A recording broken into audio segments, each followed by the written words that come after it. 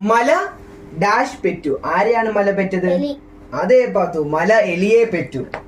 തനിക്ക് താനും പുരയ്ക്ക് എന്ത് വേണം? ആ, തൂണ്. തനിക്ക് താനും പുരയ്ക്ക് തൂണ്. അമ്മയെ തല്ലിയാലും രണ്ട് പക്ഷം. പാത്തുവാണ് ഏറ്റവും മിടുക്ക്.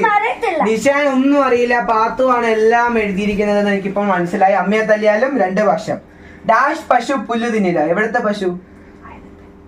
അയലത്തെ പശു. ശരിയായ ഉത്തരം. അല്ല, അയ്യോ സോറി, അത് തെറ്റാണല്ലോ.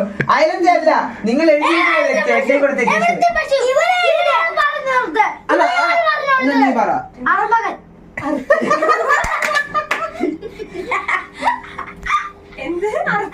ഇതിന്റെ ഉത്തരം ഏട്ടിലെ പശു ആയിരുന്നു. പക്ഷെ നിങ്ങൾ എഴുതിയത് അയലത്തെ പശുവാണ്.